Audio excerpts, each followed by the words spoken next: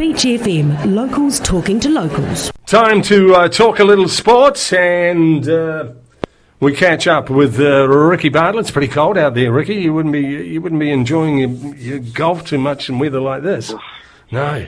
Very good evening, Ron. No, not at all. It's sort of for us older folk. It's hard in the cold weather because obviously not quite as loose and supple and as we usually are. We're not usually used to the ball not going as far as it does. So overall, when there's a bit of wind as well in a difficult golf course, basically, I should take up bowls. Yeah, bowls. I think you should. You can join up. You can join up with me. I'm at 3 clubs, so you can pick which one you want. Is that because quite often they don't want you? No.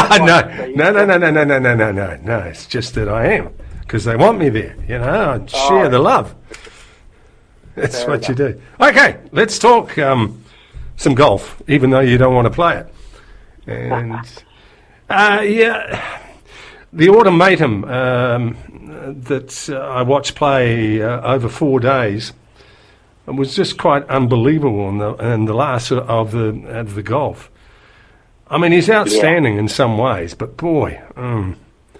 Yeah, look, he's one of these polarising figures, I suppose you could call him. But boy, did he play well in the final round. I mean, he shot 7 under par, came through and won, and he's really on form. I mean, when you look at the last few tournaments, he's been there and thereabouts. He's been threatening all the time. He's worked on his game. He's even before he beefed up like he has, he was always in the public eye because of his manner and the way he is. But he's sort of pushed it all to the side. He doesn't care what people say about him. Doesn't care, how he looks and what his swing looks like or anything. He just gets out there and does what he knows how to do and does it brilliantly, and he's winning. The young guy who came second, who shot 1 under par, which was a real shame because everybody else pretty much in the top 4 or 5 shot much lower numbers than that, and he only shot 1 under and came second. But I mean, he himself has got his own polarising golf swing, of course, with his pre-shot movement, but he couldn't quite do the job this time around. But DeChambeau, you've got to take your hat off to him. He's got his style, he's sticking to it, and it's working. Yeah, it's not pretty to watch. Although I must say, I mean, he's a power off the tee. I mean, it's just enormous. I mean, well, the work he's done, before this season to change his body shape and to look as he is. I mean, it just shows if you are hugely strong and with this equipment and you've got a good swing, you can absolutely nail it.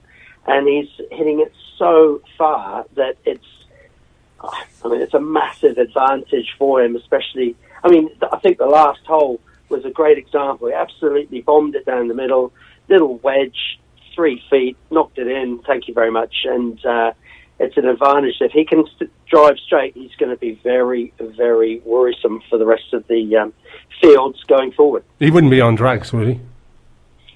No. I would leave that to somebody else to answer. Yeah. Okay. I doubt. I'll give him a call.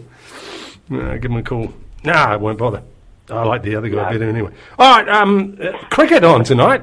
But nobody can watch it. Well, you can't go there to watch it. I mean, you can watch it come in through some stupid thing that you can even get here now too.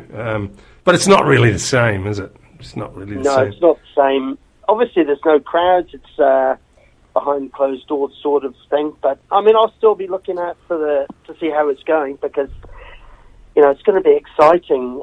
England, West Indies. I think West Indies. We talked about it last week. The West Indies are certainly have been on the improve, and England though have a very big decision to make over whether they pick Stuart Broad or not because he's a man who's closing in on 500 Test wickets.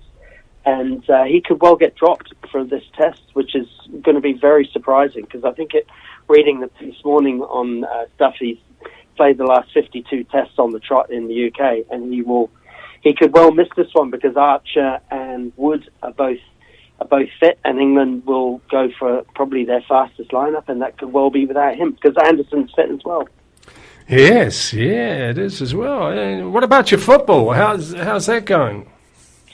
Well, I've watched with intent because, like I said last week, the bottom of the table is probably the place where there's the most action.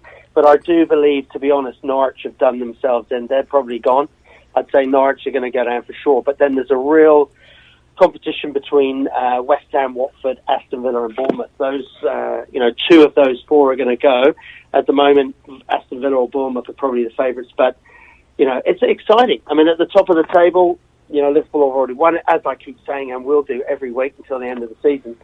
But it looks like Manchester United are fighting Leicester for the fourth position to try and get into the Champions League. But overall, I don't know. I'm not getting so fired up about the Premier League because of the fact that it's over.